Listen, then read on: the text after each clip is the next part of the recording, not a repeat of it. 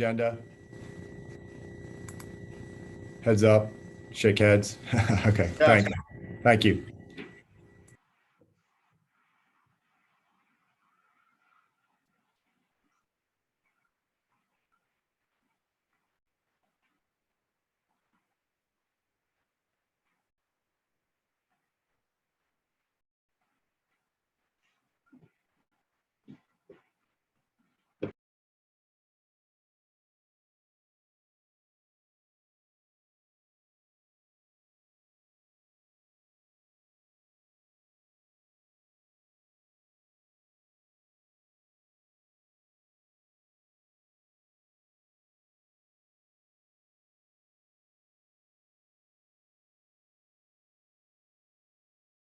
It's okay with everyone. I'm going to go ahead and get started.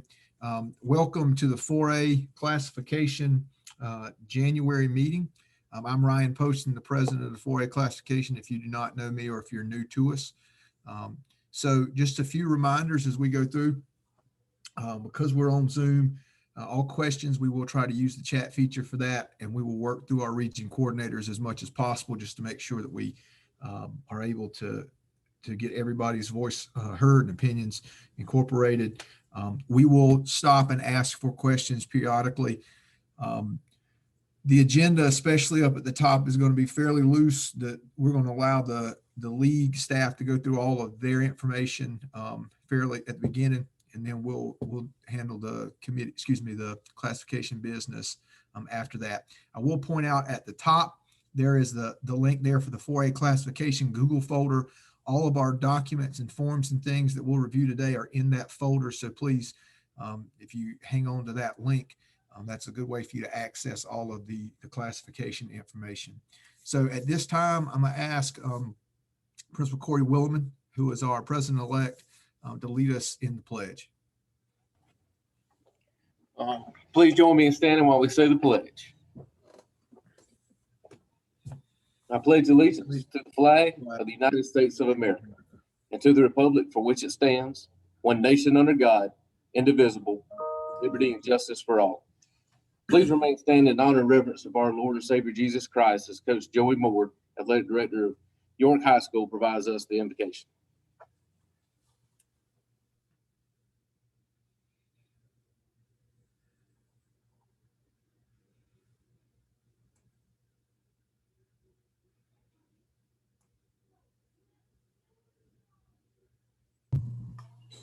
Let's pray, fellas.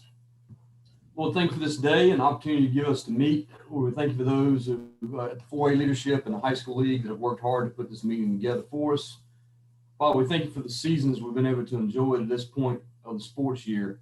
We pray continued blessing and protection over our athletes and coaches throughout the upcoming spring season. Father, may the decisions we make here as administrators today be in the best interest of our student athletes. Thank you, Lord, for your blessings, even in the midst of a chaotic year. And we give you thanks and praise for it all. Forgive us, Lord, where we fall short of your will. I pray in Christ's name. Amen.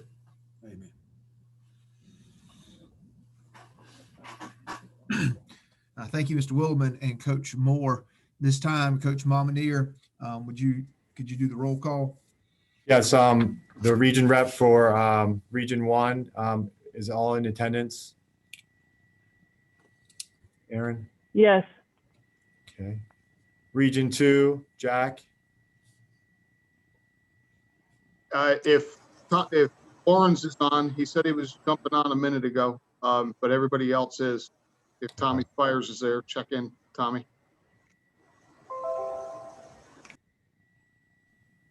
Okay, I'll come back to Region 2 just to check. Region 3, Joey? Yes.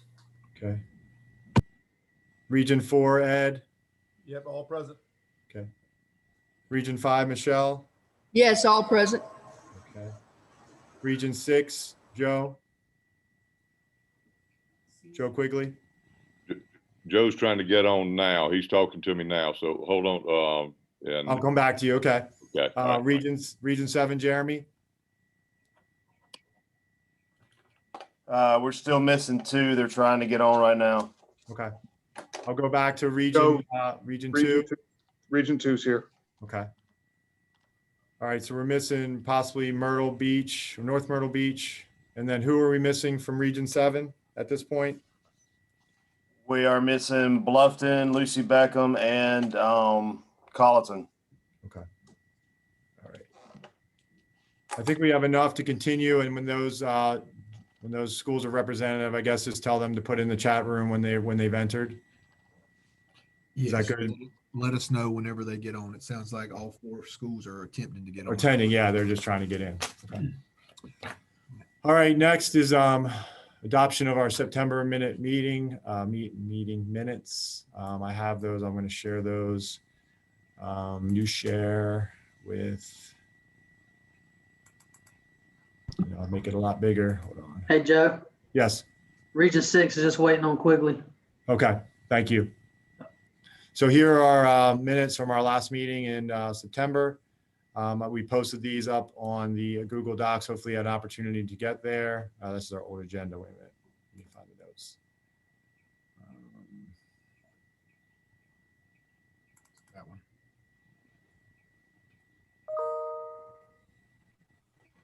So here's our notes from our meeting. So wanted to make sure that we had those. You were able to read them. If there's any corrections or anything that we need to change, I guess we please let us know. And if there are no changes, I need a motion to approve, a motion to approve the notes, and then a second. So do we have a motion? Motion to approve? Okay, Michelle Yeater. Second, Who was that, the second? Michael Jordan. Okay. Regions, can I do another roll call to make sure that we approve the minutes? So Region 1.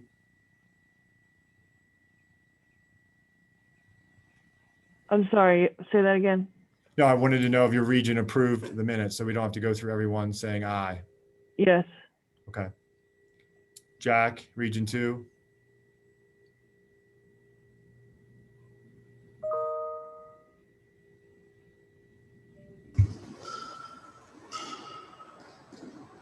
Jack, does your region approve of the minutes from the September meeting? All right, I'll go to Region 3. Joey, We're good. okay. Region 4, Ed, Very good. okay. Region 5, Michelle, Approved. Region 6, We're approved. okay. Region 7, Approved. okay. Anyone not in favor of approving the notes at this point? Okay. All right, the minutes are approved as written. Thank you.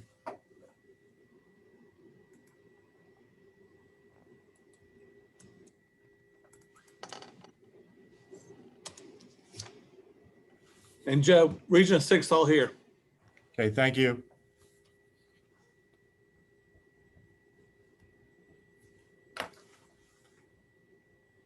Ryan, I guess we're on to the next part of the, my report. I'm sorry. I'm looking at this. So Treasury report, I have a couple of schools that did not, that still owe us for the state qualifier. And some of you, because of the email snafu, might not have received an email from me, but I'm just going to go down the list, and I'm not putting you on a, like I said, I'm not sure of the communication, but my records still show me that Greenville, Greer, Hartsville, Lucy Beckham, Myrtle Beach, North Myrtle Beach, Pickens, South Florence, and Westwood still owe some monies for the cross-country state qualifier.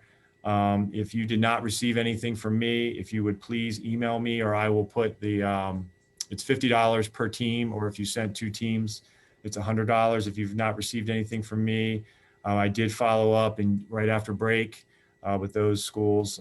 Some I've heard back from, some I have not. So just want to make sure that we get that money to our. Joe, is it 50 for a team and then $10 Yeah. for? Yes. person? So for instance, you would owe me $50 for the one team, and then Myrtle Beach owes me $100 because they sent both teams, or not me. But I had one boy run, so it'd be 60 or 20 or 75. Yeah, just whatever. send me, just send me the 50. That's fine. Okay. We're just going by team. We're not going by individual. All right, sounds good. Sorry about that. It's okay. Not a problem. All right. And let me give the budget. Let's see here.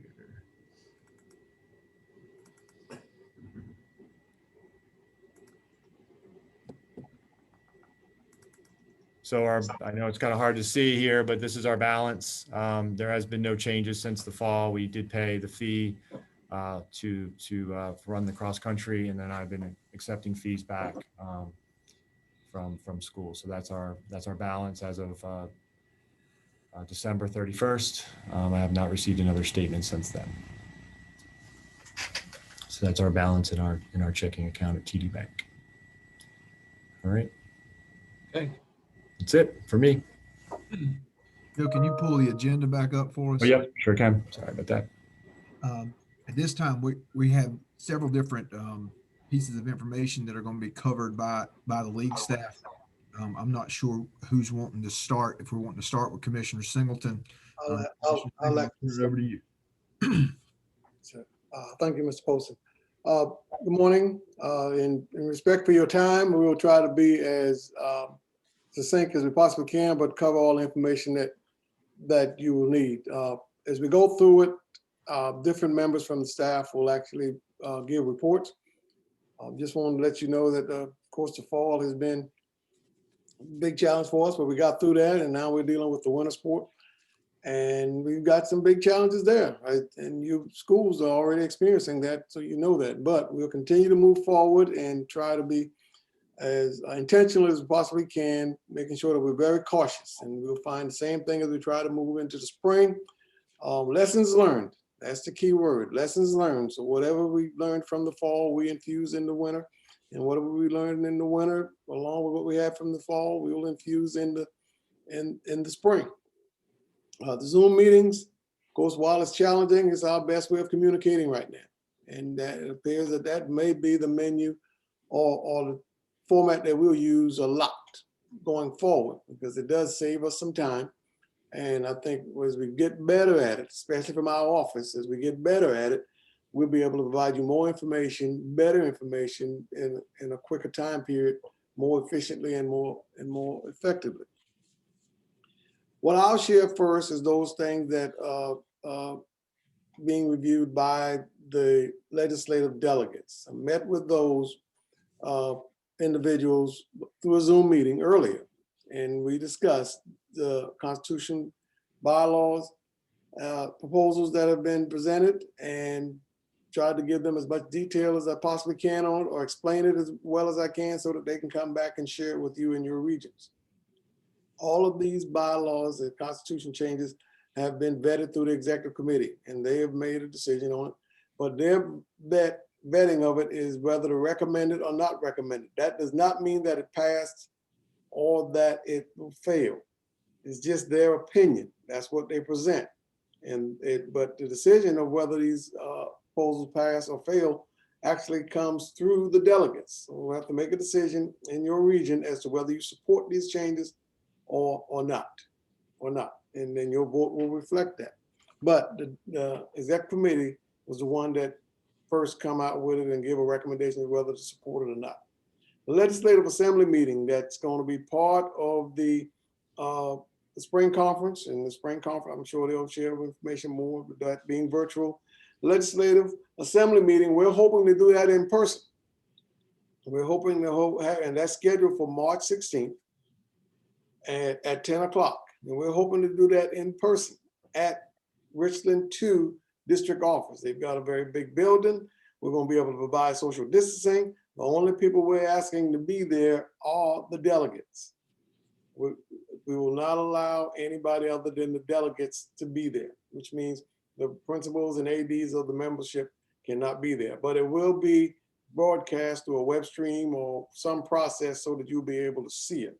The only one we want to have there are the delegates. And we're hoping to have that. And if we don't have that option, then we'll do it through a Zoom option. But the thought is right now is that we do it as an in-person meeting. At that point, they'll be voting on 5 Constitution proposed changes. They'll have to address 5 of them. But in addition to that, they're going to have to vote on who does the realignment. And they also will have to vote on the membership dues for the upcoming year. Those are the things that they'll have to address as delegates. I'll talk a little bit more about that as we go through it. All right, so I'll go over you've all had an opportunity to review the Constitution changes, and Cindy's gonna get ready to pull those up. I won't go into great detail on any of them unless you've got questions of them. Hopefully you've discussed it within your regions, and if there are questions, then I'll address those. But if there are no questions, we'll just move on to each one of them. All right, so the first one we've got is the Constitution change. Is Article 5, deals with membership, Section 3A and B. And basically all that does is address that there's flexibility in doing the reclassification and realignment. Are there any questions on that one?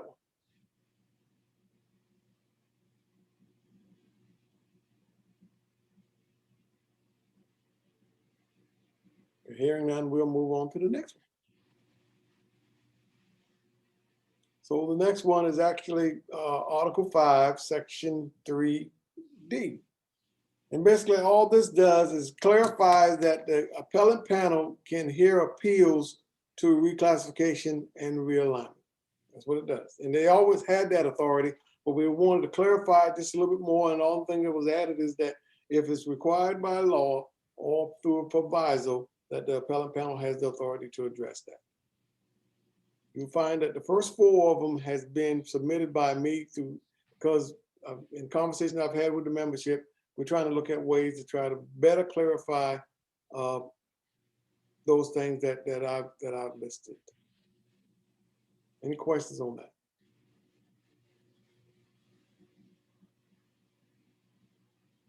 You see at the bottom, it says recommended.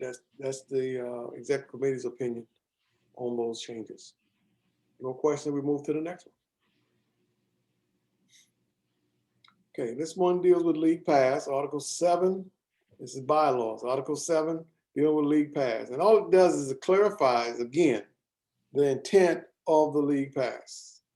It never states in there that the pass has to be used for league-sponsored events. Well, except at the very end where it says the league pass be honored, that will be honored at playoff contests. Well, it's for regular season also. Just clarify it again. Any questions on that? Okay, none, we'll move to the next one. Okay, again, Article 8, dealing with appellant panel and the powers and duties. Again, further clarification. That's all it is. Probably could be editorials, but the only way we can get it done and place it in the book, it has to be voted on by the delegates of the Legislative Assembly. Questions? Those were 4 that was presented by myself. And all of those came recommended by the executive committee. The 5th one, we'll go ahead and move to the next one, Cindy.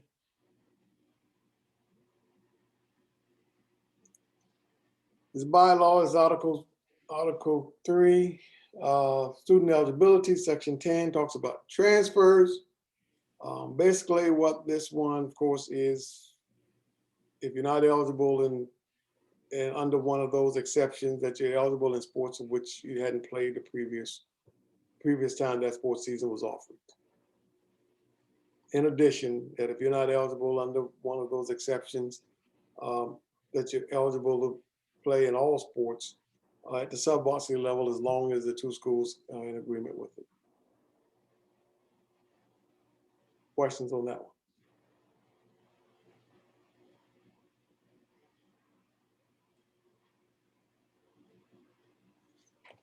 Okay, great. I want to share just a little bit more information with you. The executive committee came up with 2 priorities for 2020, 2021. And I want to give you an update on those priorities and where we are. One of the priorities was to offer more equitable opportunities for promoting and publicizing the play of female sport. Well, our fall was very good to us. We've had a lot of opportunities to do that.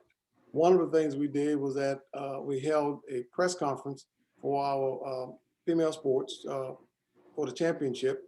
And that went well. We did it virtually, but it went extremely well. It was shown all across the state, but we had other state associations and other states to look at it, and may have even had an opportunity to see it internationally. But it went very well. We took that opportunity to really feature our female athletes through the press conference. Other things we did, we took personal interviews of those athletes that, especially those that have broken records. You know, we had it in golf and swim, cross country running. I mean, all those things, we took the opportunity to interview some of our female athletes and actually posted that on our website and showcased it through Facebook and on YouTube.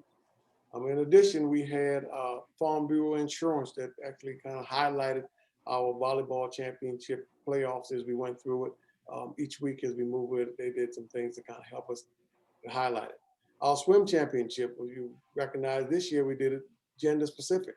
We had the females to participate on one day and the males to participate on one day. While nobody was able to be in attendance, no one was able to be in attendance, we had it web streamed or had the opportunity to view it through our NFHS network. Realizing that one of them was going to be on a Saturday and one was going to be on a Monday. Saturday was probably the more preferable day because less people were at work and we had the opportunity to view it. We designated that for our female athletes. And then that Monday we did our male athletes. That's just the beginning. We're just getting started. We're going to continue to look at things that occur within the membership and without the membership, but just kind of promoting female athletics in our state and wherever we can get the information from. So there's a lot of things that are happening that we're going to continue to be pursuing. The second task is to research a more equitable way for reclassification, realignment of the member schools to include factors other than just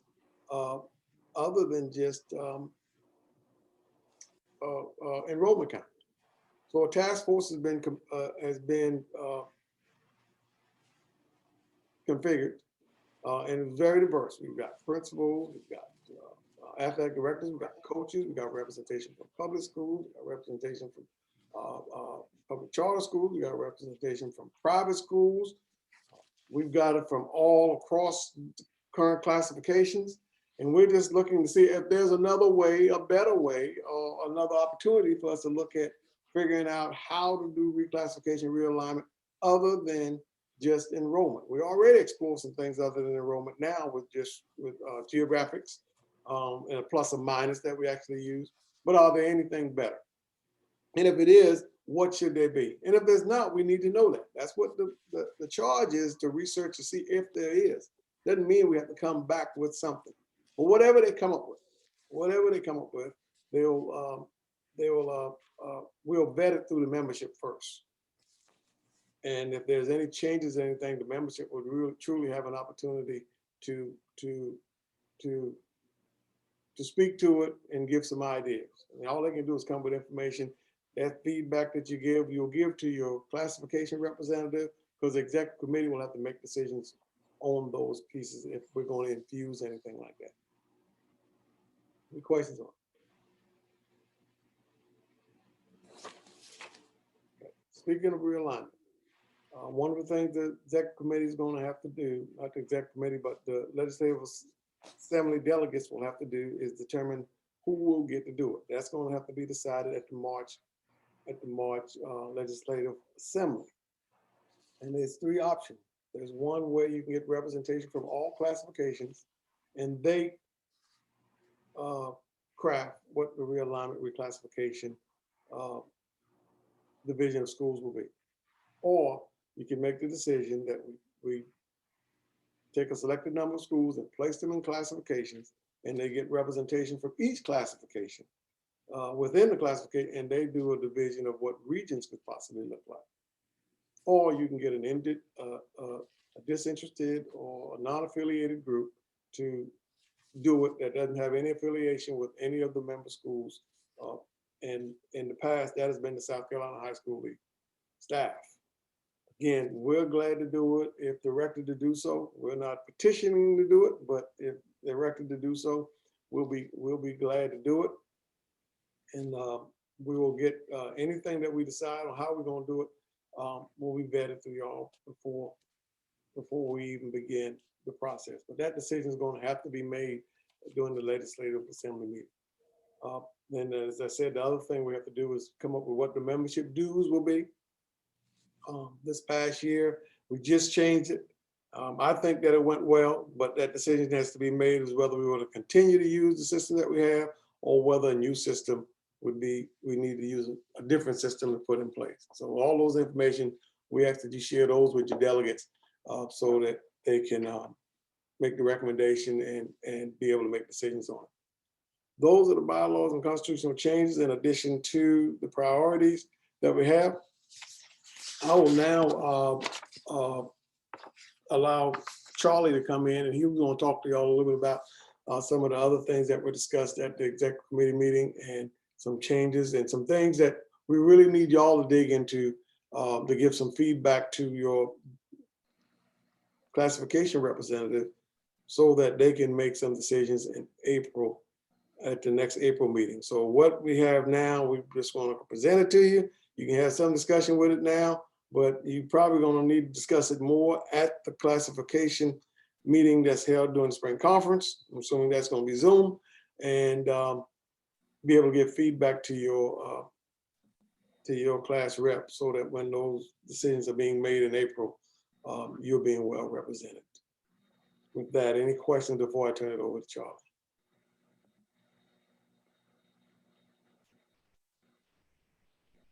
Seeing that there's none, Charlie?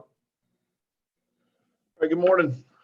Glad to have you all here. Wish we were seeing you in person, but we will take what we have right now and consider it a positive opportunity to share with you what we want to talk about. And we presented this to the Activities Committee and the full Executive Committee for discussion.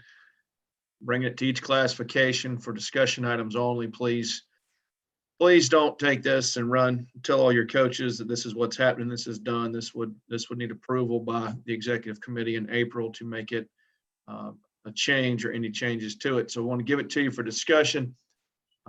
Really what we wanted to do was take all of the issues and problems that COVID threw our way and all the changes that we had to make to adapt to be able to successfully have an opportunity for our students to compete in their seasons, which caused us to condense and shorten and to stagger and do a lot of things that we've never done in this association, at least in recent history, with our sports calendar and our playoffs. And we're going to pull all the good that we've been doing or feel like that worked well this year to see if it's not something we need to continue. So out of all the bad, what good can we pull out of it to see what we can do differently in the future? One of those ideas is stagger the start dates for our sports, much like we did with COVID in 2021. That would be for all of our sports seasons, winter, spring, fall. You know, if you remember back to the fall, we had several sports that started practice a week or two earlier than other sports. Is it better to have a staggered sports start to each sports season in terms of handling eligibility, handling paperwork, trainers getting, schedules out there? Do we need to look at, delaying the start of some seasons in the early part of the school year due to the temperature with the heat and humidity? One example we gave in there would be, for example, the football, instead of playing their first game in the upcoming year, what would be week 0, they wouldn't play until September 3rd. It still gives us the same opportunity to play 10 games. Of course, there's some back-end requirements to that, but really look at it for all of our sports. Do we need to stagger the winter sports times with basketball tryouts between the boys and girls teams and then wrestling and delay one a week over the other? Spring, do we need to kind of stagger that? We've kind of, in the past, between lacrosse and soccer and baseball, we've had a little staggered start with lacrosse, but do we need to continue looking at staggering those start dates? Is that something we need to consider? Limiting scrimmages to 2 for all sports at the varsity level and 1 jamboree. So you'd have an opportunity to scrimmage twice and then have 1 jamboree, but that would be for all sports at the varsity level. Of course, sub-varsity, we would limit it to one scrimmage and one jamboree. Playoff qualifiers, looking at reducing the number of qualifiers that those that qualify for bracket play through a region down to 16, much like we've done this year in all of our bracketed sports. And then the caveat to that would be any school or team that did not make the playoff would play an additional one game, would have the opportunity to play an additional one game if they chose. So that way you take care of that third or fourth place team who may be, missing that one extra game. They have an opportunity to schedule one additional game inside that week period. And instead of doing it just for football, we did it this year, let's do it across all of our sports and give those an opportunity that maybe had a successful run at the end of the season to finish on another high note, or those that didn't have a great year and to just finish their season. And the choice would be yours at that point in time. Also reduce the number of teams in our state championship qualifiers, cheer and cross country specifically. I think in the past in cheer, we would have 16 teams at the state championships. This year, we reduced it to 12. I want to continue looking at those two sports specifically to reduce the number of teams at the state championship event. Not looking at reducing the number that could qualify, that can go to the qualifiers, just reducing the number we would take out of the qualifiers. And then, of course, with all that, we're not looking at reducing the number of contests in any one season. So I think that's the key. We're not looking at reducing the number of weeks played. We're not for the regular season, and we're not looking at reducing the regular season contest opportunities.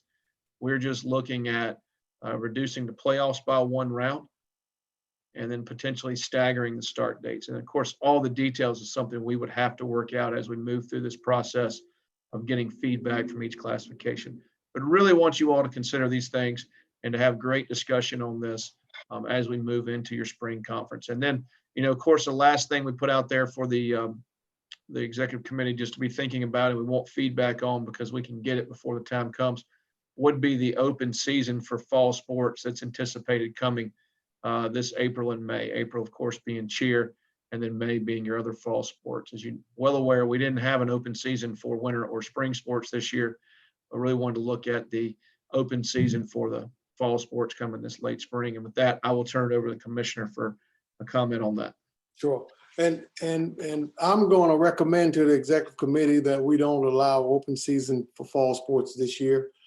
Given the spring sports that we didn't get a chance to play at all last year, we want to mitigate or limit the number of people that can possibly contaminate our spring sport teams and having to have to quarantine for whatever reasons, because we've got people on the campus that are being part of it that are actually not competing at this time. So I'm going to recommend to the committee, of course, they can choose not to, but my recommendation to them is that we don't offer an open season for our fall sports this year, and they will just be able to pick it up come June 1 and be able to do those things. But with that comes a couple challenges. One is then fall football,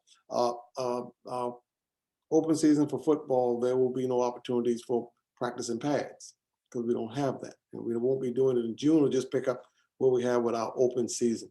And the second one is I'm going to recommend that we have 2 weeks in May that we allow cheerleaders to have tryouts so that they're able to still get things that they need in place.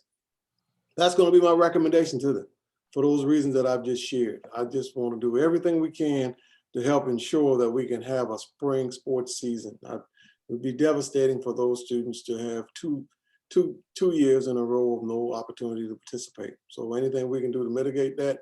I'm not saying that we can't still have strength training and conditioning, but there should be no sport-specific type of workouts for those fall sports. Any questions?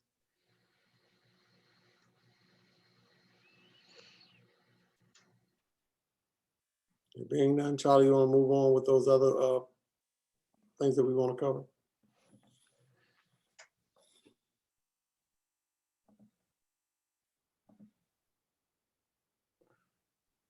Okay, so we're going to cover the winter sports playoff schedule with you really quick. As you are or should be aware by now, Executive Committee approved this winter sports document for the winter sports playoffs. It's a little bit different than what we've had in the past with basketball. Typically basketball we start playing on a Monday night with only having 4 rounds to include the championship. We don't need that whole week. We can start on that Saturday, 2/20. Final games for region play, the qualifiers would be due on February the 18th. So any regular season games would need to be completed by the 18th. And at least that night of the 18th, we get the qualifiers in, because if you're playing on the 20th, those schools are going to want to know, your girls' teams are going to want to know who their opponents are. In the event there's a play-in game, you would have that Friday, the 19th, to break any tiebreakers that your region may have. We would encourage you to get it done sooner so that you don't run into issues with inclement weather. As you can see, your girls are going to play start on that Saturday, while your boys would start on that Monday. And then we basically just go every other day, every 3 days, with the exception of Sundays. So the girls for 4A would go the Saturday, Wednesday, Saturday, with the 27th being your state semifinals. And then your boys would play Monday, Thursday, Monday, with Monday the 1st being your state semifinals. State semifinals this year, typically in the past, we've used Bon Secours in the Florence Civic Center. We're not going to have a one-site venue for the state semifinals in basketball this year. So your semifinals between your girls and your boys in the upper and lower states, those will need to be at a neutral site that both schools agree to. We would encourage you to be good partner schools and sister schools with your classification. And if you can, accommodate and host either the 4A girls upper or the 4A boys upper or lower championships to make your facilities available, so that we don't have to get into scramble mode and then come back to our office. State finals, as you can see, your boys and girls will play on Friday the 5th at 4 and at 8, with the boys playing at 4 and the girls playing at 8 p.m. Of course, this schedule is based off of it all being at one venue, at one site. At this time, we're in discussions with a couple venues over hosting this event, and this is how it would work if it is at one site. In the event we can't make it all work with any of the venues we're in discussion with, we will have to make some adjustments and go to some local sites. Of course, the first thing we would look to eliminate would be the 12 p.m. games, if at all possible, during that stretch. Any questions on basketball? All this should already be updated in your brackets. So you should be able, your coaches should be able to go on the 4A brackets and see the matchups and then the dates laid out for both boys and girls. Charlie, If you can't come up with a neutral site for the semifinals, then the league office will select one for you. We'd ask that 2 schools competing see if they can come up with one that they can agree on. But in the absence of being able to have an agreement on one, we will actually dictate where that site will be. Any questions?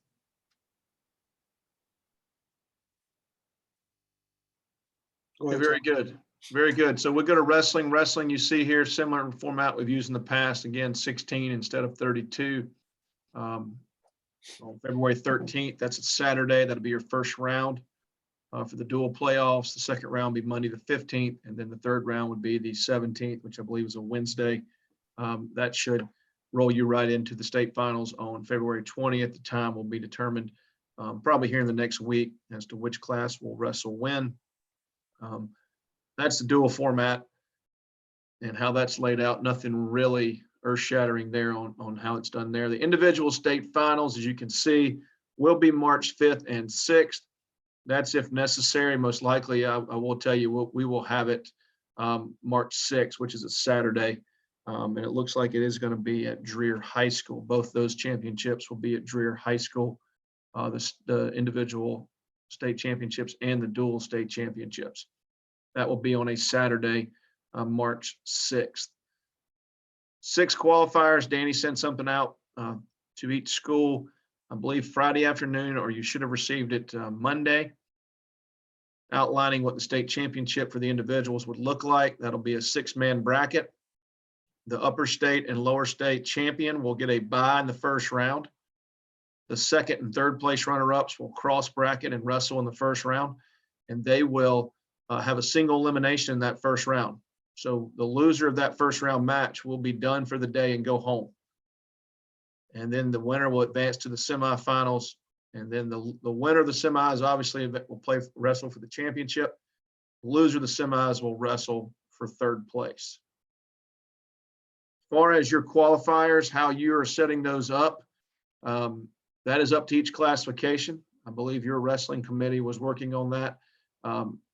Any updates on what y'all have decided? Ryan, are you aware of any?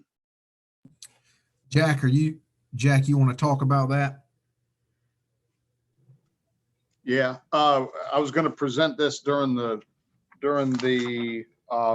committee reports for a vote. I sent it out to all the ADs. We had a little change with the allocation of qualifiers from Region 5 and 6, and I think that's up for a discussion as well. Charlie, just so you know, I have it down with an 8-man bracket that we can do this in one day with on multiple mats with a late weigh-in for the teams that have to travel. So if you wanted to adjust that individual qualifiers, February 26th and 27th, you can take the 26th off. If it goes through, obviously we have to wait until it's approved by the members here. Sure, and just for everybody's information, we put down the 26th and 27th if 2 days were necessary, but obviously with the numbers being cut down and obviously travel and hotel not being something anybody's very interested in these days, the 26th can be scrapped. If it can't all be done in one day, we would encourage it to be done in one day if possible, for sure. So I think y'all can wait to that presentation to vote on that, Ryan. Just y'all make that decision on who and how you're going to qualify. And then we've already got the state final laid out. So that should take care of that. We'll do that during our committee reports later on during this meeting. Perfect. Now, one more thing to share with you that went to the executive committee, which would be the spring sports schedule, just for your information. If you haven't started already, your classification would need to put together your spring sport brackets here. Of course, for boys and girls lacrosse, you see the state championships there. It'll be May 1st. That's a Saturday. That'll be at 12 for the girls and 3:30 for the boys. The playoffs would start on April 19th. The biggest thing with your brackets, the reality of it is just set your matchups, and we'll make sure the dates get in there correctly for when you're going. Soccer, this is the format for soccer, 16 teams. Start on May 3rd. And of course, here are your state championship dates, May 13th, 14th, and 15th. We'll play a 1, 4, and 7:30 on all 3 days. If for some reason we don't need a time because we don't make a championship in one of the smaller classes, we would probably look to eliminate this 1 o'clock on that Thursday, given that it is a school day and we could eliminate any time. That would be the best one to eliminate first. Not sure on the times yet. We may end up having to stagger the classifications based on just the 3 games in one day. We would try to keep as many together as we can, but we'll try to get those out as soon as soccer gets started, probably in the middle of soccer season. The latest we'll have when those dates will be. Golf qualifiers, you have your qualifiers there is May 10th, and then your state finals is the 17th and 18th. And boys tennis playoffs are going to start May 4th. That was a change in date from the original published date, simply because we found a venue that can host all 4 of our championships at one time.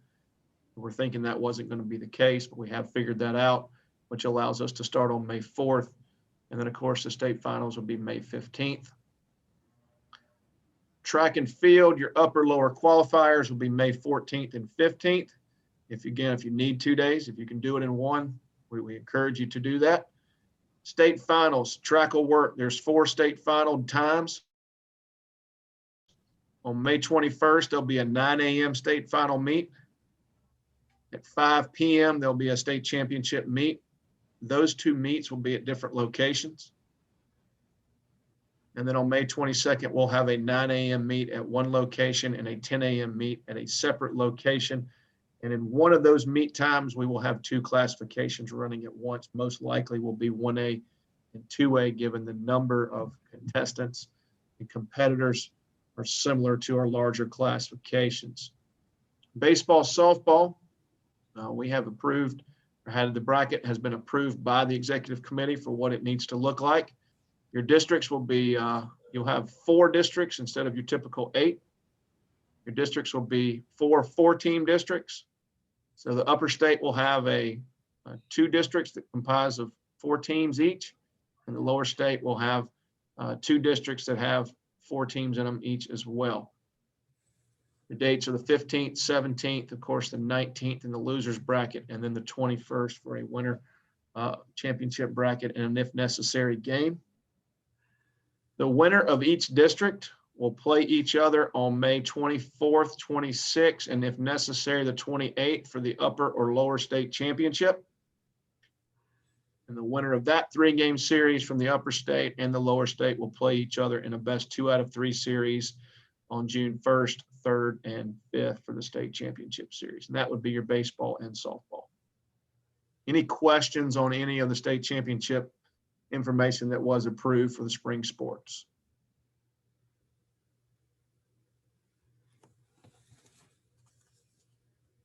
Okay, and just one quick reminder with spring sports, we're starting to get our preseason tournament information. It comes in and sanctioning approval, just a reminder, it's 10 days prior to the first regular season date for the preseason tournaments. And to make sure those tournaments have a bracket that have an opportunity for a championship game to be played from between 2 teams that are not predetermined before the brackets start.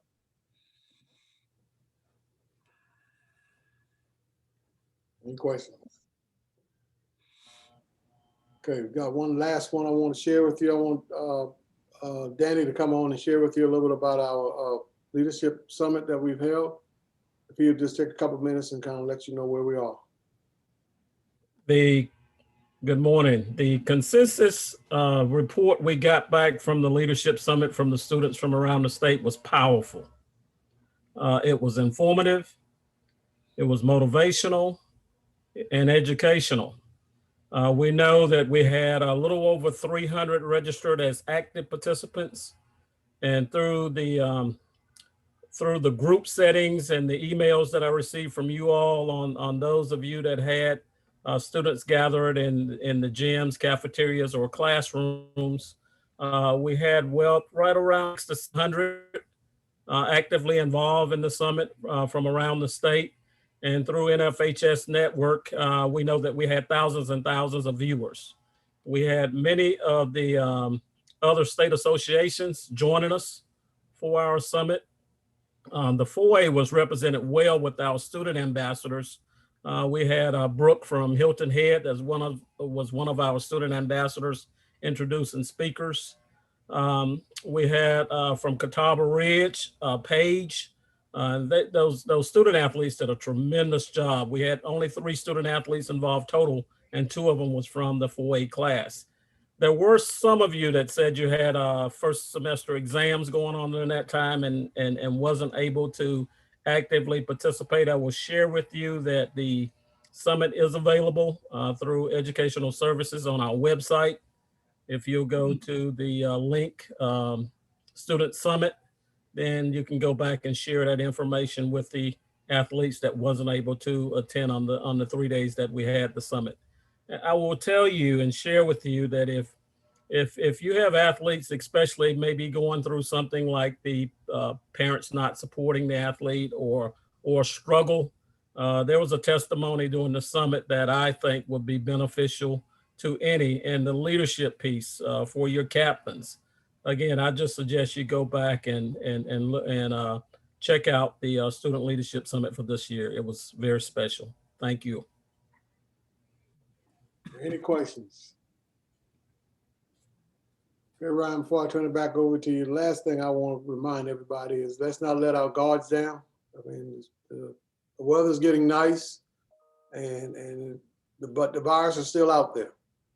And we don't want to let our guards down and reduce any of our practices that we're using, social distancing, wearing of the mask, limiting the gathering. Let's just stay vigilant so that our spring sports can happen. We really need that to be a big part for me. With that, Ryan, we'll just stay online just in case you've got some questions of us. Thank you, Commissioner. Do we have any questions from in the chat or from any of our region coordinators that you've collected for Commissioner Singleton, Mr. Brooks, or Mr. Winsky while we have them here? about Good any. question. I did not receive the individual wrestling brackets that Charlie was talking about. So I don't know if I just missed it or it didn't come through or whether it's been generated or not. So that was my only question. If So just can we resend the wrestling brackets? Is send that that or post that so I can get access to that. okay? We'll take care of it. Any other questions for Commissioner Singleton on the items they discussed? If not, they're going to stay with us for a little while, and we'll go on through the remainder of the agenda in the event that we have some other questions that pop up. Several of the items that I had listed there for information and feedback and discussion, the Commissioner and Mr. Winsky have already covered. So we're not going to go back into the bylaw proposals or the review of sports seasons. Those things we're just done. We can have some conversation as within our regions, and then we'll follow back up on those at our meeting in March. Executive committee representation. I did want to just make sure that everyone was aware who our representatives were. So we have representing us on the 4A. Our 4A representative is Dr. Marty Connor from South Point. Dr. Connor will give the executive committee report in a little while. So Dr. Connor has 1 year left. So we will have to select a new 4A representative next March. So he has another year left on his term, but just wanted to give everyone an update on that. And then the vice president on the executive committee is Principal Jason Warren from Greenville. I believe that he serves a 5-year term. I believe this was year one. So it's a 4-year term. So a 4-year term. So he has several years left there. So those are our two of our representatives on the executive committee. So those are the people you can reach out to if you have direct feedback that you would like to provide to the committee. At this time, Commissioner talked a little bit about the reclassification realignment process and the task force that they had formed to kind of talk some about what some other options are. Jason Powell, the athletic director from Westwood, is actually serving on that task force. He sent out some information to the body yesterday just about one of the proposals that they have kind of come up with. I'm going to turn it over to him at this time just to do a brief explanation and to field questions if there are any about what he sent out yesterday. Good morning, everybody. As he said, I was asked to serve on the Realignment Reclassification Committee and represent 4A. If you recall, back before Christmas, I asked for your feedback on ideas for creating a new realignment process. Not to say that what we're doing now is bad, but as Jerome said earlier, we're just looking for maybe a different way that may be better than what we're currently doing. Our goal in this research is to see if there is a better way to conduct a realignment for every 2 years. The feedback that I did get from 4A was majority of enrollment and geography as 2 main factors that should be considered in doing realignment, doing the realignment process. Some of you also mentioned something, if we could put in there, about competitive balance. And that seems to be a big issue, especially with the 1A, 2A, and 3As right now. Other classifications also share these same factors. They also, in addition, mentioned the disparity of enrollment between the largest school in a class and the smallest school in a classification as being a factor that needs to be considered. So yesterday, I sent a proposal that Ozial came up with. He is our chairperson. If you looked at it, you probably saw that it's very overwhelming. It is. It has a lot of information in it. I'm going to do my best here to try to explain in the most easiest possible way to help you understand it, what was sent out to you. And I encourage you to read through it. It took me several times to read through it to really get an idea. I think it has a lot of good points in there that we could use for the realignment process. So I'm going to try to kind of go over that some with you here real quick, and you can ask any questions at the end. The process is to determine the number of schools participating in each sport and determine the number of classes up to 6 based on approximately 36 in a class would be the goal. Once the number of classifications determined, assign the number of schools for each class by sport. Use enrollment count to assign school to class in each sport, filling each slot in each sport in order. Once each classification in each sport is determined, we would split it into upper and lower state.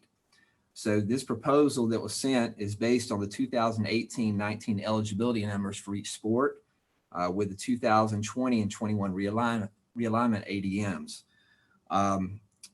So kind of in a nutshell, the number of classifications per sport will be decided by the number of teams participating for that particular sport.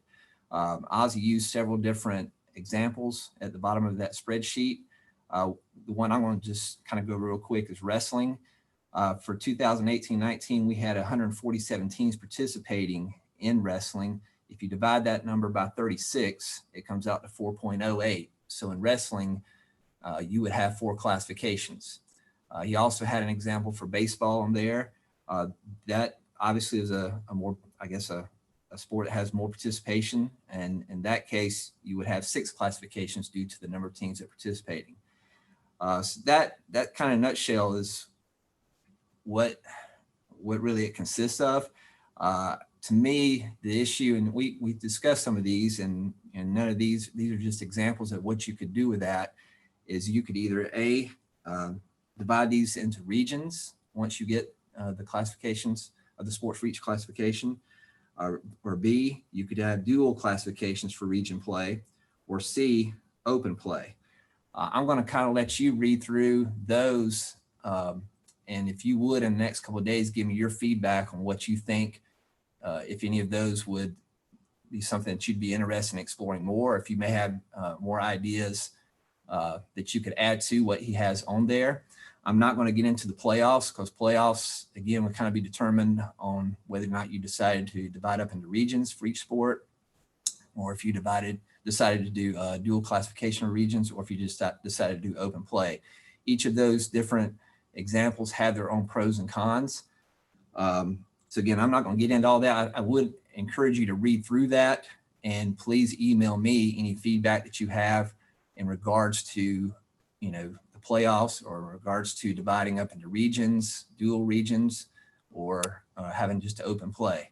Like I said, each of them have their own pros and cons. And then lastly, competitive balance factor was something that was also mentioned. And what that would kind of look like is if you had a team, I'm going to use an example of girls basketball the last couple of years in 4A. You've had Westwood, North Augusta, and South Point play in either in the state championship or upper state championship. So a team would get points for how far they go in the playoffs. If you made it to the round of 16, you get a point. If you get to the final 8, you get 2. If you get to the semifinals, you get 4. And if you made it to state championship, you get 5.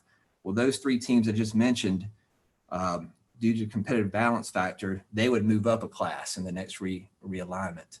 And as they move up a class, they would go up to 5A, and then the bottom 3 5A schools would move down. They would relegate to the lower class. So that's kind of what that would look like. So there's a document in there as well of those 16 pages that kind of explains that. And that would hopefully help with some of the competitive balance issues that we have across the board. If you've got a team that just continually winning state championships year after year after year, they would move up. So that it's a lot of information. I tried to kind of keep it short as best I could and try to give you an idea of what it would look like. Like I said, it took me a couple of days to really read through it and grasp what was being said in the document. I think some challenges would be those 3 things we mentioned, as far as deciding to go with region play, divide up into regions, or whether you had dual regions with 5A, 6A, 3A, 4A, 1A, and 2A, or if you just did it open and not have regions. So those are some different scenarios there. If you got any questions now, I'll try to answer those as best I can. But I really just want your feedback, because we meet again next Wednesday, and we were asked to get feedback from each of our classifications on any other ideas or anything that we put into that document. And this is just a proposal, a draft of a proposal. We do have another draft that we're also looking at, but this is the one that seemed to have the most legs with the committee. So if our region coordinators can kind of lead some discussion within your regions, collect some feedback, or if individually you want to provide feedback, and send that to Jason so that he can share that with this task force, and then ultimately as we move into later in the spring, decisions are going to have to be made about realignment and how we're doing it.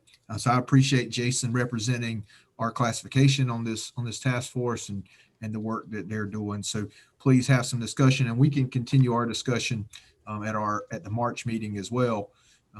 As we the next time we'll have the entire body together. So Jason, thank you for sharing that with us, and please take some time and read through the documents that he sent yesterday, which also will be added to the Google file or Google folder there that we have the link to at the top of this.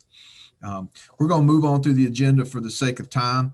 We want to jump down and look, as you know, in March, we're going to have our legislative assembly meeting. So we want to look and make sure that we have our delegates selected for that, and just let you know who those are. Also, our region coordinators, all of that is in the Google folder. If you are an officer or a region coordinator and you have not sent your picture to Jan Hogan, I'm going to ask that you please do that. Coach Mominier, can you click on the voting delegates link and pull that up for us? So we have listed here our delegates, and we have currently listed that Region 1 is Thomas Wilson, Region 2 is Burke Royster, Region 3 is Jonathan Phipps, Region 4 is Ed Moore, Region 5 is Jason Holt, Region 6 is Larry Johnson, and we do not have currently a representative for Region 7. And is that one got to be a superintendent? I know that Region 3 and Region 3 and 6, I think, are currently being represented by superintendents. Jeremy, do you know who your Region 7's delegate is? We do not. We've reached out to the superintendents and nobody wants to do it. I reached out to Charleston County and they said no, they didn't want to do it. And I think, Joe, have you reached out there as well? Yes, good. I can reach out again to Dr. Rodriguez. All right. Okay, great. Just tell them I'm in a 4A meeting and All right. I So appreciate it. we have to have a delegate for Region 7. Thanks. And I believe they have to be a superintendent because it's an odd numbered year. Our odd numbered regions do superintendents on odd numbered years. Isn't that correct? I believe, yes, you are correct. So and again, that vote is coming up in March. So if y'all could we got to find a delegate for Region 7. Ryan, you want to be sure to have an alternate too, because if the delegate can't be present, that region actually doesn't get a vote. Yes, sir. And those are points that. Mr. Singleton, if we try to get a superintendent, we cannot find one, and he designates a principal or athletic director, will that suffice? Would have to be a district athletic director of multiple schools or an assistant superintendent. Okay, assistant superintendent. Okay. Thank you. That's great information. Yes, sir. All right, and you see listed on this same sheet over to the left, the our officers and our region coordinators. You see who they are listed there, along with their contact information. So that is all up to date currently. All right, thank you for that, Joe. And then we can skip on down on that agenda. All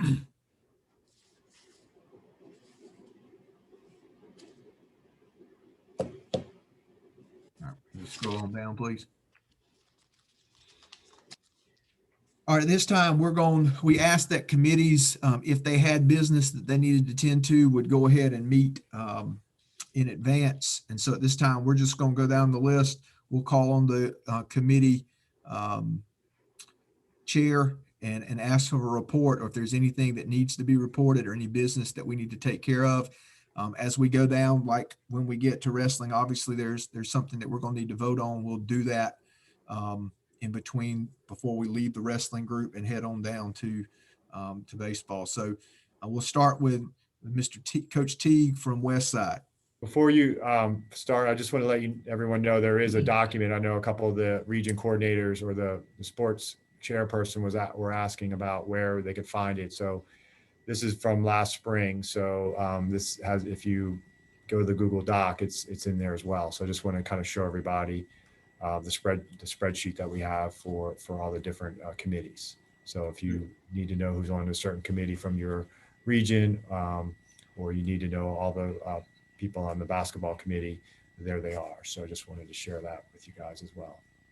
Yeah, it's linked to the, like you said, it's in the Google file, and it's also linked to the agenda that we sent, that link at the top that says 4A committee assignments will take you directly to that spreadsheet in our Google Doc. So we'll start with the football committee. Coach Teague from West Side. Let me start by congratulating AC Flora on the state championship this year. Football, great job. Probably the concerns would be no spring practice if that is the decision. Of course, biggest issue there is new head coaches taking over programs without a chance to gain a little momentum and get that going into summer.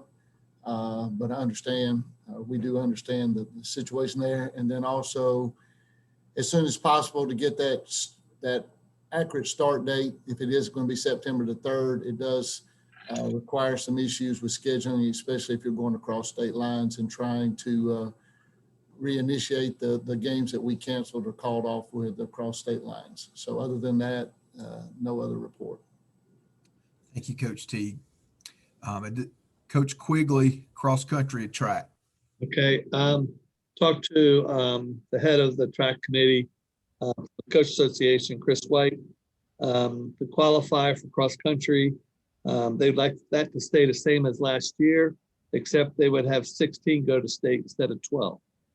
They like the same format, and they'd like to keep that. Our committee thought it was fine. And being that the state final is our top runners, being able to run in the state final instead of with the upper lower, sometimes each side could have more, or I should say better runners than the lower state maybe, or vice versa. And so they just want to make sure we get the top runners. So we approved that. I mean, we agreed with that. So that would have to go up in front of the classification. If they're okay with running the cross-country qualifier like last year, with 16 going to the state final instead of 12, using the same process. I don't know if we want to vote on that now or continue. Now, how will that be affected by what Mr. Winsky shared earlier? If the executive committee decides, didn't that limit it to 12? Well, if they just say 12, then we got to go 12. I mean, but if we can go 16, we'd like to go 16 teams. Am I right, Jerome? That's how we look at it? Yeah, what you would do is you would bring that as a request. Right. Yeah, that's all it would be. It doesn't Tim. mean that it's approved here that it's going to happen. It just Okay. comes that if there's an opportunity or a request to be able to do it, that's all that comes. So then I guess, Ryan, we would vote as a classification, if we want to do that, and then I would send that as a request to or you would send it out as a request to the high school league for that to happen. Okay, is there any discussion on whether we would want to do that? Again, the proposal there is to recommend 16 teams for cross country as opposed to 12. Using the same process we used this past year. So Joe, they ran in different pods. So like the number one time team would run again 1, 3, 5, 7, and then 2, 4. So they wouldn't be like technically 2 state championships back to back. No, it's just right out of those pods, the even and odd pods, you would have the top, if it's 16, you'd have the top 16 go, and then so forth, or 8 and 8, I should say, the top 8 from one pod and top 8 from the other pod. If it's 12, then it'd be the top 6 of each pod. Joe, is this the proposal that we tabled last March? This is to go along with what the state has used this year. They like that process, and I could be wrong. But I think that's how I'm understanding it. And they want to add 4 more teams if we can. So let me ask you this, Joe, is there any reason why we couldn't put this out on paper, send it out to the membership, and then vote on it at the March meeting? Yeah, we can do that. Yep. Okay. And then we send that to the high school league so that it goes to the executive committee. I think if people could see all that on paper in front of them and have a chance to look through it, and then we'll vote at that March meeting. Because I'll write it up and send it to Joe to send out to the schools. Okay. One of the challenges you're going to have is that we won't do it differently for different classifications. So you'd almost have to try to get all classifications to kind of feel the same way, to give some guidance. But you know, one of the challenges, we wouldn't do 16 and 4A and then do 12 and others. And so that would be a challenge that you'd be up against. Okay. So really, we're sending that, if we vote for 16, then we should try to really send that proposal to all the classifications if we really want. And that's That an what option. you're You don't have to. I'm just saying. No, I'm just saying that's what we probably should do if we really feel strong about it. Yes. Okay. All right. And then Anything else? track, say it again. I said, anything else for track? Yes. So right now for the state qualifiers, York is set to host a state qualifier. And with the number of athletes coming to the state qualifier, the track committee felt that we should have an upper and lower state qualifier. We have talked to Beaufort, who for many years wanted to host it. They would love to host the lower state qualifier, and then the upper state, York would host it. In saying that, though, I just got Joey Moore from York, AD and track person, told me that their track and football field are going to be redone sometime in May. He doesn't know the exact date. So if they're not start till after the 21st, then we could host the upper state at York and the lower state still would be at Beaufort. If they host it, or if they resurface their track and field before the 21st, then we need to come up with plan B in case that happens. And York will not know that until a further date. Yeah, so our superintendent messaged us last night, just whenever we had pushed this through, to tell us that our turf and our track are having to be replaced, which we knew it was getting close to being time. And that's going to happen sometime in May. I think we can get a date hammered down in enough time to make another plan if we need to. But I do think it would be wise for us to look for an alternative site just in case something happens and they start ours early. Eastside has no problem being Plan B. Okay. Great. So my question is then, we need to vote on if the classification will accept an upper and lower state, with the lower being at Beaufort High School, and right now the upper state being at York qualifiers. All right, so the proposal then is to have an upper state and lower state qualifier for track and field, given the number of teams that we're talking about being there with all the COVID protocols. So we need to call for a vote now on that. We'll vote by our region coordinators. If you will go ahead and collect your votes, we'll wait about a minute, 2 minutes. Do we need any discussion for any of the regions to discuss, especially lower states, since it might impact travel? And we can. I don't know if anyone needs any time to discuss. Maybe give everybody. I don't know how we discuss on Zoom, but maybe you have time for them to chat a little bit. Joe, why don't you ask all the, like, especially for the lower state, so my region would text me right now, yes or no. Okay.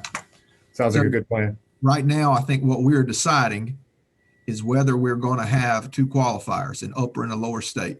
We're not, this is not deciding on the location for that lower state qualifier. We can then have that conversation, but we've got to start by splitting this into two qualifiers as opposed to one.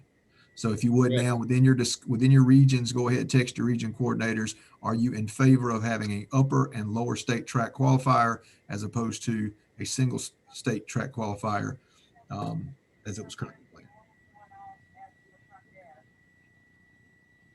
Region 6 is yes. Okay. Region 5, yes. Region 7, yes. Region 3, yes. Region 1, yes. Region 2, yes. Region 4, yes. Perfect. So that passes. All regions are in favor of splitting the qualifiers. So the next discussion is currently the upper state qualifier will be held at York with Eastside as the backup. The lower state qualifier we currently have, Coach Quigley, who did you say had Beaufort High School. Beaufort High School. Is there another lower state school that is interested in hosting the lower state qualifier, now's the time for that discussion. Currently, we have Beaufort High School.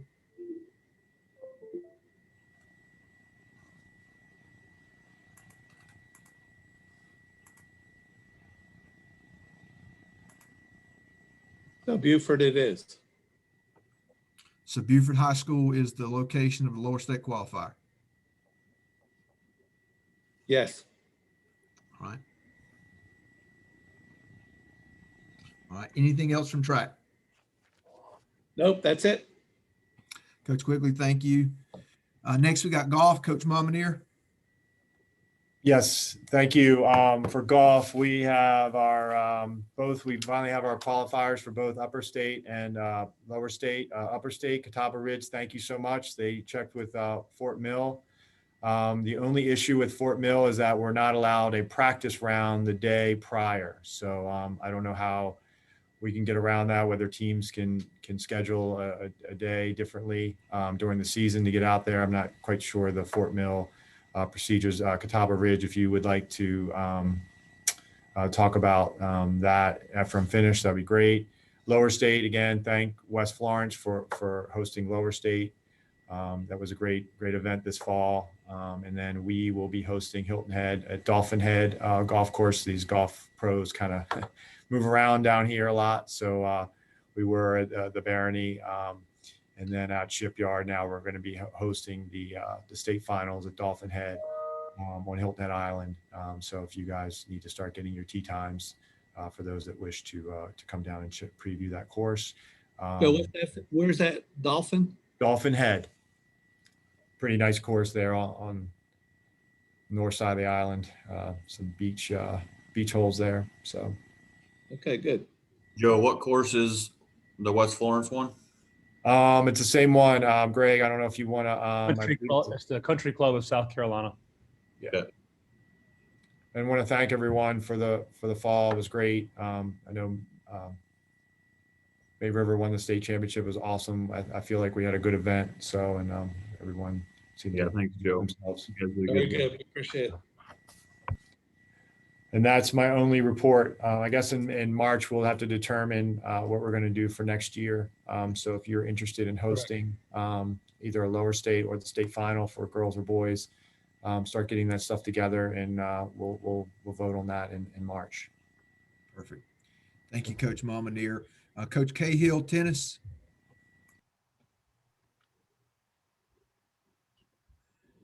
I'm sorry, I was on mute. With tennis, there's no news to report at this time. Hopefully in March, we'll be able to talk about where the state individual and the state playoffs will look like when we have our March meeting. Perfect. And that's all. Thank you, Coach. Swim, Coach Kuzmicki. No, nothing to report for swim. Thank you. Coach Keen, cheer. Nothing to report for cheer. Thank you. Coach Jordan, basketball. Nothing to report for basketball, just hoping that everybody can complete the season safely. Thank you, Coach. Next, we have Coach Kuzmicki with wrestling. All right, we have the, now that the state brackets have been set for the individual at 6 wrestlers, we were able to work backwards in putting together the qualifying. We have the upper and the lower state qualifiers. The priority being protecting those 6 qualifiers for that week between the qualifier and the state from any kind of quarantining. We reduced the number of entries from 16 down to 8. For that reason, also because we can run it in one day. And I know a lot of the districts are not allowing overnight travel. And I know a lot of the schools don't have the revenue to pay for overnight travel. So running an 8-man bracket on 4 mats, you can have a late weigh-in for the teams that have to travel 3.5, 4 hours. And on top of that, they'll still get back in time because it'll run pretty fast. They should be able to get back to wherever they'd have to go by about 11 o'clock. Again, 8-man double elimination bracket, top 3 place go to the state tournament. There is no challenge for the second place.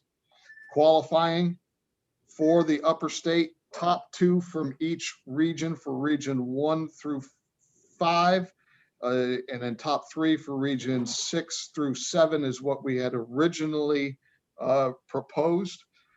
Just like it's still in the rule book or the Constitution, the regions are responsible for deciding how they want to determine those 2 qualifiers. The most obvious and the fairest way is obviously hold an individual region tournament, but I know some regions haven't scheduled that and they don't have time to put one in, but it's up to the region to determine who those top 2 wrestlers are for each weight class. The seating, because a lot of schools, I know in Horry County, North Myrtle Beach and Myrtle Beach just wrestled their first wrestling matches of the year last week. There's not a lot to go on in terms of records and head-to-head in order to really get an accurate or fair seating. So we did predetermined brackets, and we did all the different variations of all 6 different variations of 8-man brackets that could be put together based on separating champions and separating runner-ups as well. We would have somebody, maybe Carlos Mansell, who's the head of the Officials Association, and he'll be over here in the next few days for a match. He would randomly select one of the formulas for each weight class. You wouldn't select one formula that would cover all the weight classes. Each weight class would have a randomly selected formula for the seating that would go into place just to be the most fair across the board. The one concern we had was from down in region 5 and region 6. Region 6 and 7 have 7 schools in their region, so we allowed them to have 3 qualifiers to fill the 8-man bracket, while region 5 just has 5 schools. But region 6 only has 3 wrestling teams. And so talking with North Myrtle Beach and Aiken ADs yesterday, there was a little bit of discussion about dropping region 6 down to 2 and giving that extra one to region 5. And that's something that might be up for discussion right now. I know there was opposing viewpoints on it. All the upper state region 1 through 4 would be straight 2 wrestlers per weight class. Jack, I know that there are different ways we can decide, who represents our regions, but the best way would be a region tournament, and we have not scheduled that or have time to probably schedule that. I'm talking to the ADs in our county that do wrestle. I mean, our county could have 7, but this year we only have 3 teams. I don't think that's our fault, and we still think we should qualify 3.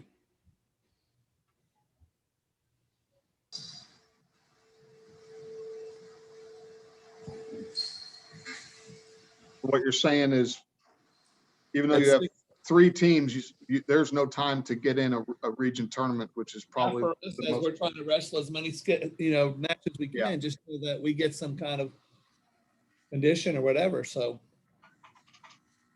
Coach, Jack, Yes, how sir. many of the 7 teams in Region 7 have wrestling teams currently? Joe, are you able to answer that?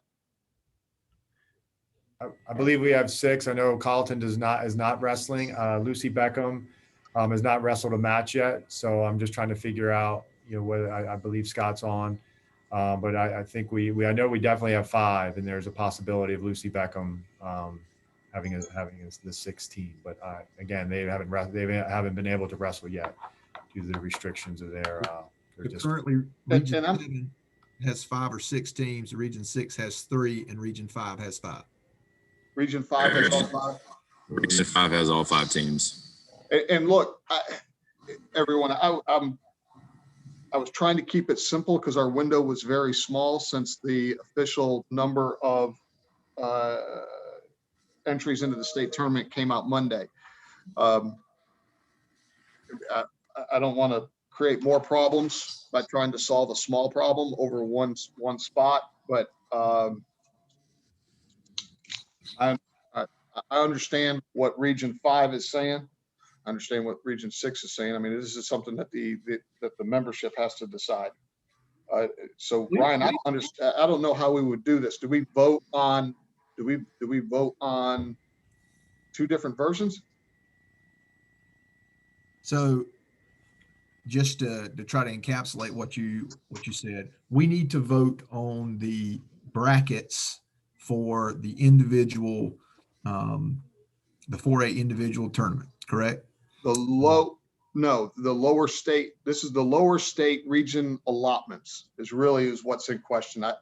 I've received no other concerns from any of the ADs throughout the state, other than the allotment between Region 5 and Region 6.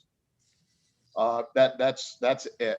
How to divide up the 8 seeds in the lower state between those 3 regions. I don't know if Coach Blocka has anything to add in, because he's the one I talked to yesterday regarding the Region 5 having a full 5 teams. Pretty much, since there's only 3 regions in lower state, and we knew that Region 7 has the most of the group, Region 5 has the second most, and then Region 6 has the least. Wrestling coaches basically felt that if Region 6 doesn't have to wrestle at all and they just showed the lower state, that it wouldn't be a fair representation across the entire lower state. Compared to Region 7 that has a lot more teams than Region 5 that has a lot more teams. There's nothing, I mean, a lot of us are in the same boat where we do have teams in our region. I know Region 7's the same way, that they've barely wrestled any matches. And if we go to our region tournament scheduled for this week, if it doesn't go in, I mean, we've already had kids that have already been quarantined that aren't available to wrestle. And so they miss out anyway. So it's kind of like it's not really a win-win situation. At least this way, it's kind of a fair representation across the entire lower state. Right. I don't disagree with that, but what I'm just saying is because of the time factor. If it was a normal season and we were able to wrestle, as many matches as possible, I would say, yeah, I would agree with that. We only have 3, but now you're asking us to figure this out and put a situation where, but whatever you decide is fine. I mean, but I'm just fighting for our region. I've talked to our ADs and the coaches, and they still, just because of it, but we're not the only one in this situation. We understand that. If we can work it out, great. If we can't, then we'll figure out something else. I mean, but it's just, I'm just representing our region and what our, ADs and coaches want to, So this, Brian, are we voting on? Yes, we have 2 proposals. The first proposal was that we divide the 8 lower state, qualifiers by giving Region 5 2, Region 6 3, and Region 7 3. Is that correct? That was on the original proposal. And, and the second proposal is that we would give Region 5 3, Region 6 2, and Region 7 3.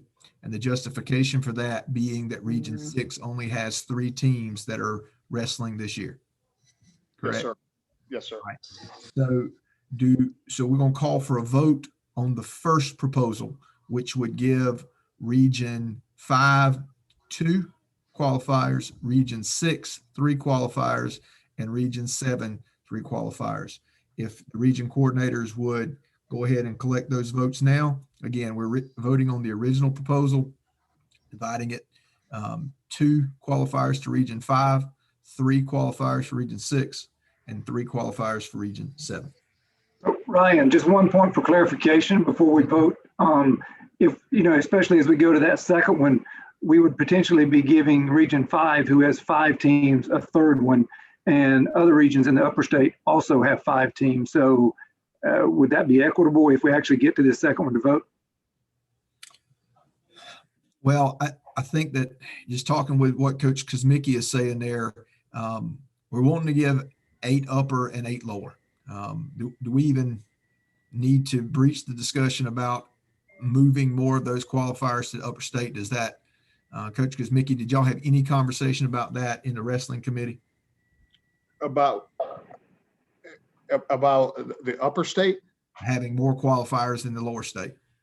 No, I'm It just all going to evens tell you, out I because mean, we're going to, one has 3 regions, the other one has 4. yeah, we have 4 regions, and we're going to cause a bigger problem by even scratching at that itch, because we'll have to find a new site. Greenville County isn't going to go over an 8-man bracket. So I think that It's all I could do to get them to be okay with this. and I think that has a large part to play in this, is that the number of teams that you can actually have there for these qualifiers. You know, I think the wrestling committee worked on this. They've given us a proposal. And let's work with what the committee has given us. And let me say this about adding to over 8. You know, every body that you add into that tournament past 8 is just a higher chance of a kid having to quarantine because of a close contact. And there's no way that they would be able to compete in the state championship 7 days later. So minimizing the number of participants is also a priority. I mean, I just think the lower state's in the dilemma. We wouldn't be in a dilemma if we had four regions. We have 7. So I think that's where the play comes in with where we pull, just like that large for the lower state. We're just strapped with, or not strapped with you know, three regions instead of 4. It's easy when you have 4, you just take the top 2 and then you move on.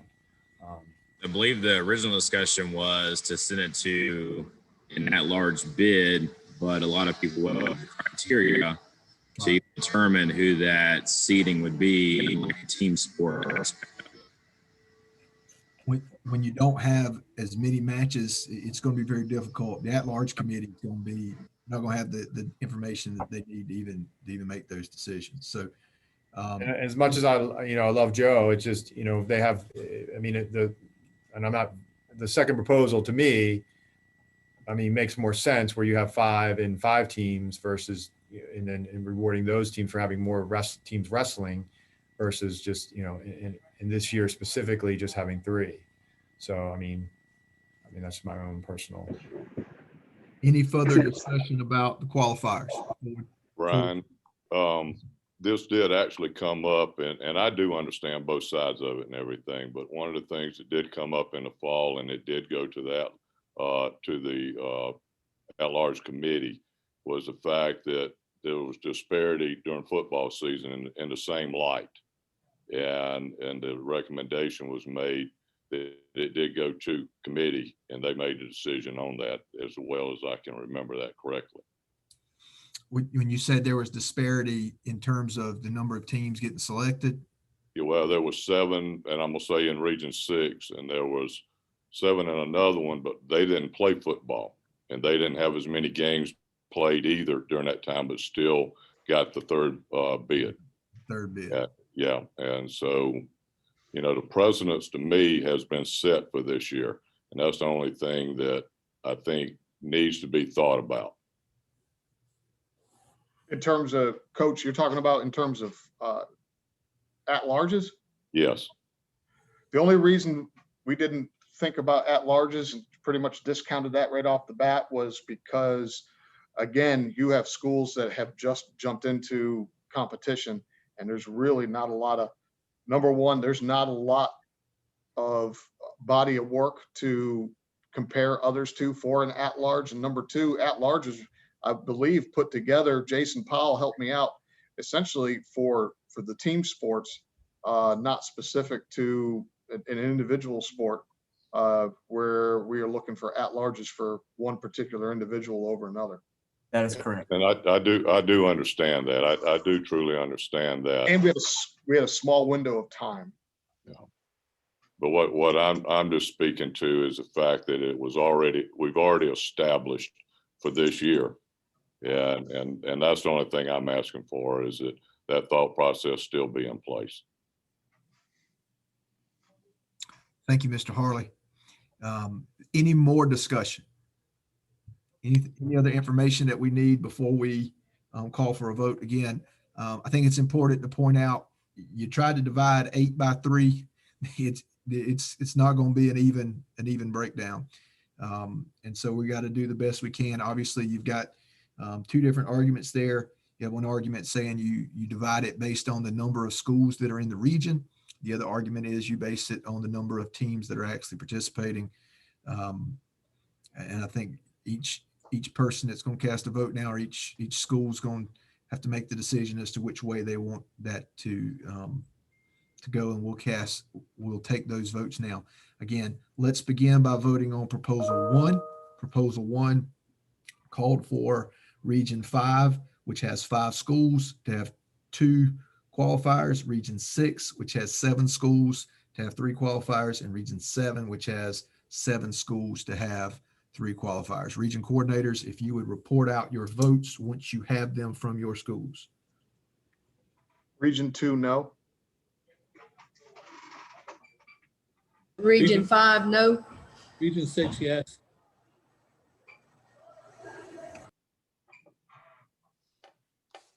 Or no.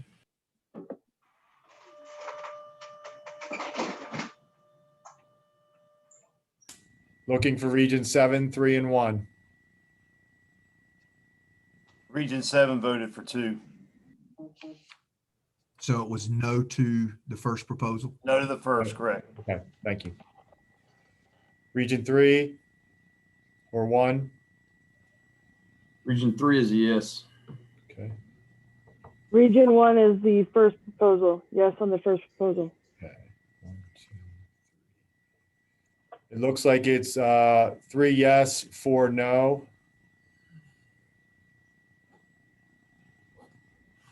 Is the final vote, Mr. President? Okay. That did not pass. So let's vote on proposal 2. Proposal 2 has the breakdown: Region 5 which has would have 3 qualifiers, Region 6 would have 2 qualifiers, and Region 7 would have 3 qualifiers. Coordinators, if you would, report your votes once you have them from the members in your region. Region 2, yes. Region 5, yes. Region 6, no. Region 7, yes. 4 yes.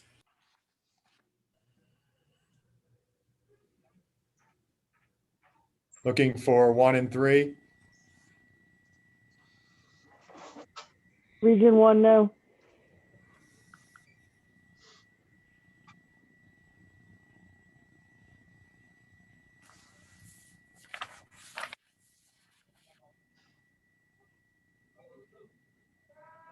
Still looking for Region 3, I believe. 3, no. Okay. So it's 4-3 for the yes, for the positive. So that did pass. So we are dealing with the amended allotment. So we're going for 3, 2, and 3. 5 gets 3, Region 6 gets 2, and Region 7 gets 3. That's been approved. Do we need to have any other discussion about this? No, Coach Stewart, I'll call you after the meeting. All right, so the second proposal has passed. Anything else about wrestling?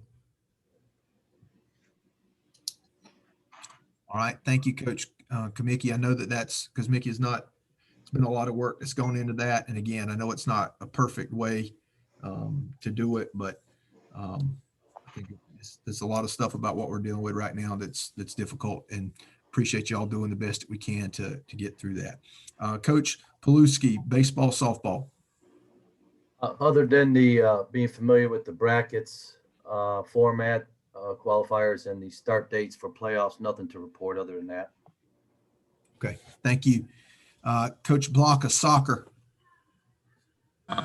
Nothing written. We just hope that we can get through the season. Yes, sir. Thank you, Coach Moore, lacrosse. Nothing new to report. We'll meet on that Friday at the end of the season to go over seating and so forth. Okay, thank you. Coach Smith, volleyball.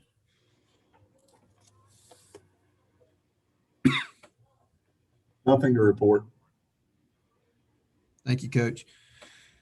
Coach Holland, nominations. Nothing to report.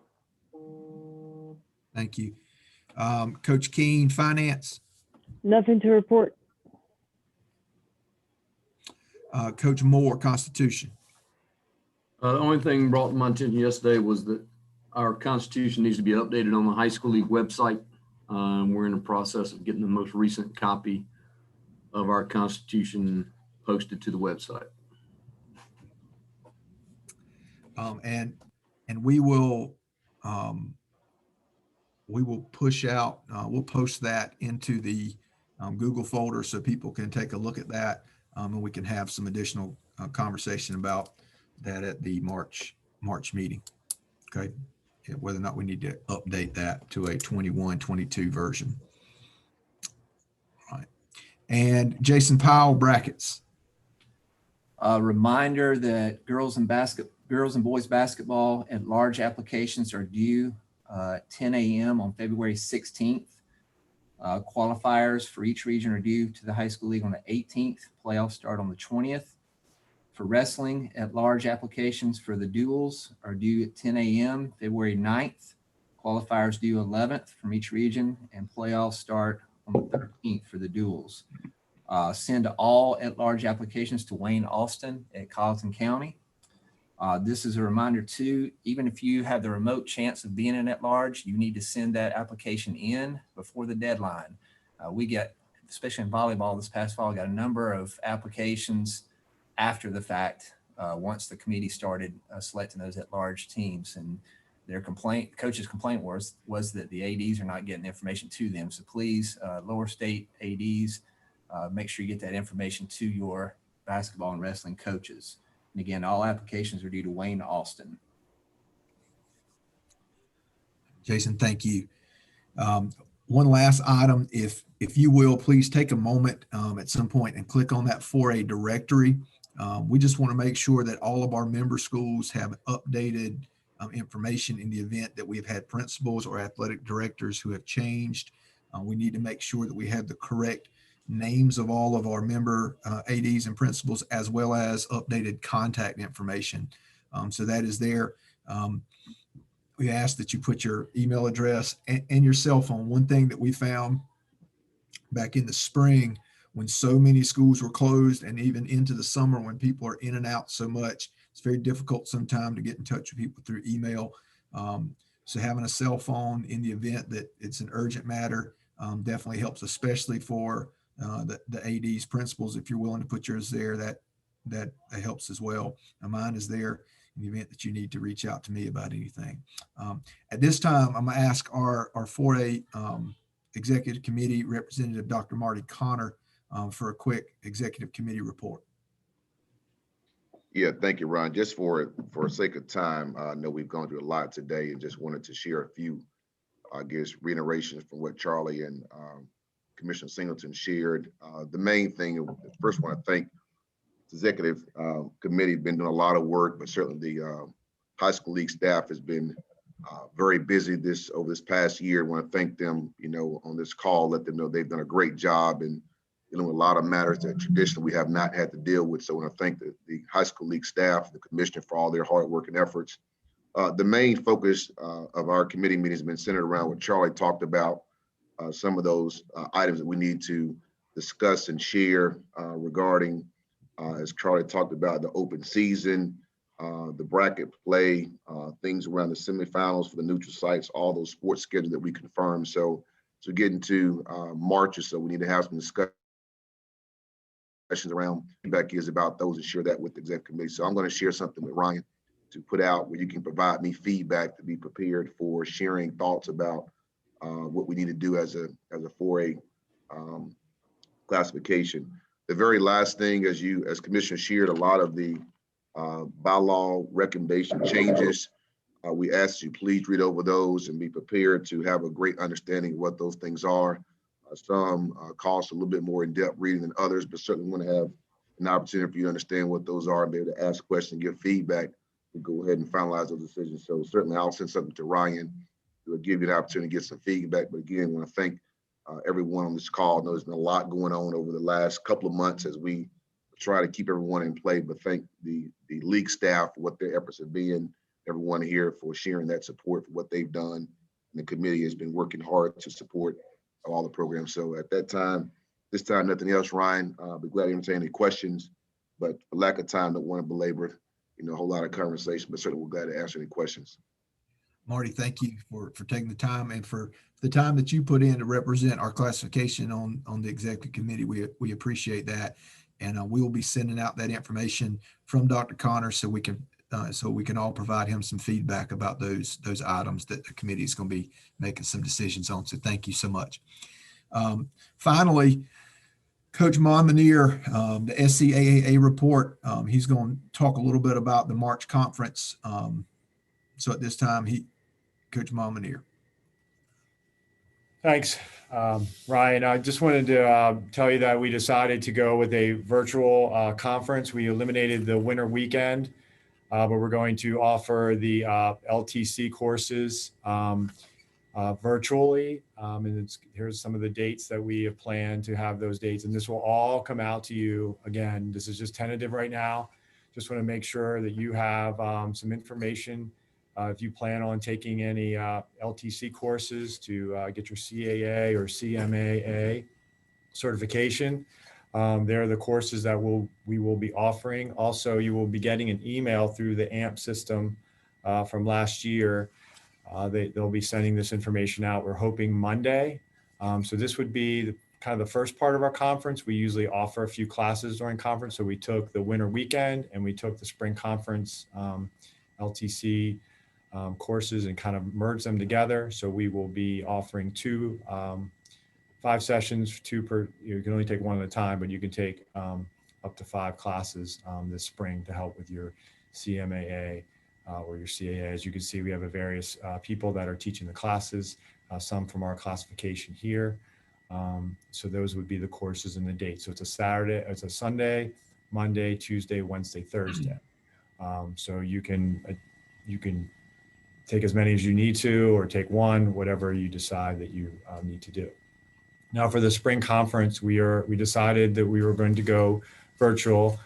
We partnered with the AMP, the Final Forms, the company that we register for the conference, as well as they provide Attentify, which they organize our meeting. So they will be able to organize all of our talks and all of our classification meetings, and also help assist the high school league with the legislative assembly and getting that broadcast out. So this is tentative. The dates are pretty solid, but the sessions might change. But we're looking to start Sunday, March 14th with a welcome, our regular business meeting, our awards that we give out every year for AD of the year, region AD, and all that. Awards, all the SCAAA awards, and as well as NIAAA awards. So as you see, really Sunday's more of a meeting for the SCAAA, more things to help ADs. As we go into Monday, we'll have a NIAAA presentation, the General Assembly. It won't be the General Assembly meeting. It will be that meeting that Jerome and the league staff come to us and talk about all the things going on with the league. And then we'll have time for our region meetings, and then time for our classification meetings. And that will all be Zoom. We'll all set all that up and have that ready for you. So that way, after you register, you will get all those links. And those of you that went to the national conference, it will be very similar to the national conference. And you'll go to a website and you'll be able to click on that and be able to put in your predetermined password to get to those meetings. And then, of course, as Mr. Singleton talked about early in our meeting, was the Legislative Assembly, March 16th. So again, this is just giving you a heads up. We're not going to Charleston this year, unfortunately, but you can wear your pajamas or actually meet from your office. So you can meet from anywhere. So just want to tell you that we're well represented for A. We have Jack's on the board, John Cahill, Joe Quigley, Michelle Yeater, Michael Jordan, and myself. I'm the president. I'll be the president for this year and next year. So your 4A is well represented. We will be voting for the upper state representative. So Jack is serving in that now. If someone else is interested in that, please let us know so we can so we can vote on that in the spring conference. That would be the only thing for the SCAAA that we would need to vote on to get our upper state representative represented. And these forms are going to be on the Google Doc. I've already uploaded them. I was you the link there. So if you want to look at them in detail a little bit more, and again, you will be getting more information. The dates are solid, but the topics are a little tentative right now. We just kind of wanted to send that out to you. So I don't know if there's anyone that has any questions, or any one of the other board members if they wish to speak on anything right now. Joe, are we going to be sent something via email as to how to register or what the? Remember that system that we started last year? Yes, Yeah. you will be getting an email. We're hoping Monday Okay. of next week. So that process will be coming. There'll be two separate emails, one for the courses and then one to register for the conference. Excuse my ignorance too, but so my superintendent is one of the voting delegates. He will be contacted by the league directly, giving him all those instructions. Correct. Okay. That is correct. We'll get that information out to him as to where we need to meet and the likes. And I can't stress enough, you're not going to be able to just send somebody at the last minute and say that person is a vote. So, look and be sure that you have an alternative, an alternate delegate in each one of those things, because you can't just say, well, I'm going to do it. It doesn't work like that. And the vote doesn't get redistributed. It just means that that class has less votes available to it. Okay. Well, if there's no other questions for me, or if you need to email me or contact one of us, please let me know how I can help you.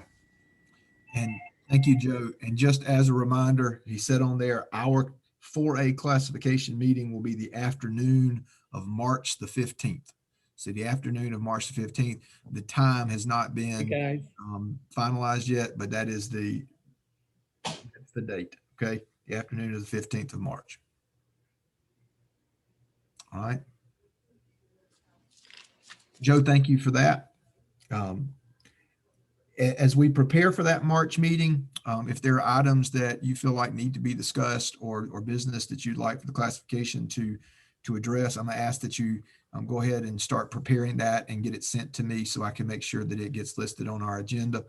It seems like we've gotten a lot of the committee work done for this year, and obviously we'll start having some conversation in March about doing that business for the fall. And hopefully we'll have a little bit more information about what some of those things are going to look like as we get closer to there. Again, I appreciate so much y'all's time. I know that, hour and 52 minutes is a long time to sit on a Zoom meeting, but there was a lot of information. We got through a lot of it, and hey, we don't have to drive back from Columbia, but I also aren't going to get to go with Coach Moore and eat fried chicken. So we'll barbecue over there at the Palmetto Pig. So again, thank you guys and ladies for the time. I again appreciate the opportunity to serve as your 4A classification president, and I hope you understand and know that I'm here to help. So if there's anything that I can do for you, please reach out to me. If there's nothing else, Commissioner Singleton, do you have anything else? No, sir. Thank you all very much. Can I have a motion to adjourn? Motion to adjourn, Joe Quigley. Second. Joe Monmonier, Hilton Head. All in favor? Aye. Aye. All right. Thank you guys. Thanks, Y'all Ryan. have a good day. Thanks, Joe. Thanks, Ryan. Stay safe. Everybody be safe.